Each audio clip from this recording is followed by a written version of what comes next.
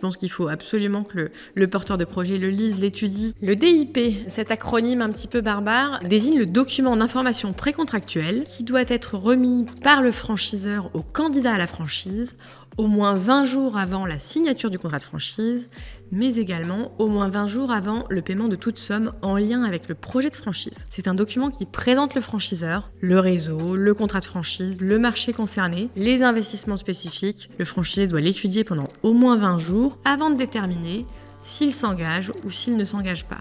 Ça ressemble un petit peu, pour faire un parallèle, à l'offre de prêt qui est remise par les banques avant qu'on signe un prêt. Quand un candidat franchisé est destinataire d'un DIP, je pense qu'il faut absolument que le porteur de projet le lise, l'étudie et liste toutes les questions, toutes les zones floues, toutes les zones pas claires qu'il a pour interroger le franchiseur à cet égard. Mais je pense également que le franchisé doit se faire accompagner par des conseils. Par un conseil spécialisé dans la réalisation d'études de marché, pour pouvoir en parallèle faire une étude de marché sur le marché local où il souhaite s'implanter, se faire accompagner, et je pense que c'est peut-être même le premier interlocuteur, par un expert comptable qui va l'aider à réaliser son business plan, et enfin éventuellement par un avocat qui l'accompagnera à la fois pour créer la société franchisée, pour négocier son bail commercial et éventuellement pour répondre à ses questions sur le contrat de franchise. Il existe une liste d'informations qui doivent être présentes au sein du DIP. Ces informations sont listées dans 2 articles du Code de commerce, qui sont les articles R330-1 et L330-3 du Code de commerce. En synthèse, une présentation du franchiseur, une présentation du réseau, la liste des franchisés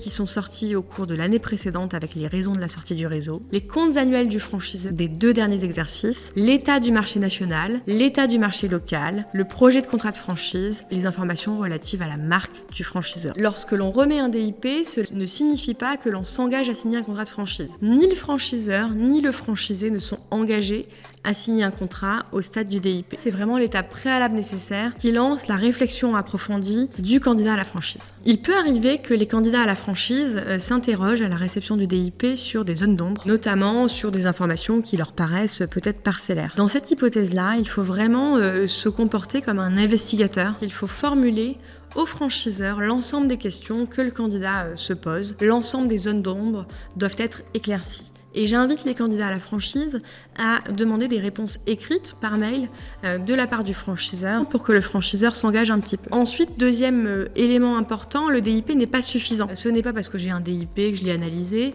que je peux décider que je vais y aller ou pas. Il faut absolument aller faire une étude du marché local. Quelle est la concurrence? Est-ce qu'il y a des travaux qui vont impacter mon projet? Est-ce qu'il y a des projets dans la commune qui vont impacter mon projet? En complément de ça, je pense qu'il faut que le candidat à la franchise prenne attache avec des franchisés du réseau, d'horizons différents, c'est-à-dire que ça peut être des franchisés historiques et puis des franchisés récemment arrivés dans le réseau, afin de leur poser les questions sur lesquelles ils s'interrogent, de recueillir leur retour d'expérience et de savoir s'ils sont satisfaits de l'accompagnement délivré par le franchiseur. Le DIP est un préalable nécessaire, mais pas suffisant. Le candidat à la franchise est vraiment un futur entrepreneur qui doit se comporter comme tel, ne pas se limiter aux informations transmises par le franchiseur. Le DIP ne comporte pas de business plan. Les informations qui sont obligatoires, c'est seulement les comptes du franchiseur. Or, les comptes du franchiseur sont révélateurs d'une activité de franchiseur, mais pas de l'activité d'exploitation d'un point de vente franchisé. On peut très bien inviter le candidat à la franchise à demander au franchiseur de communiquer les comptes ou à minima les chiffres essentiels des établissements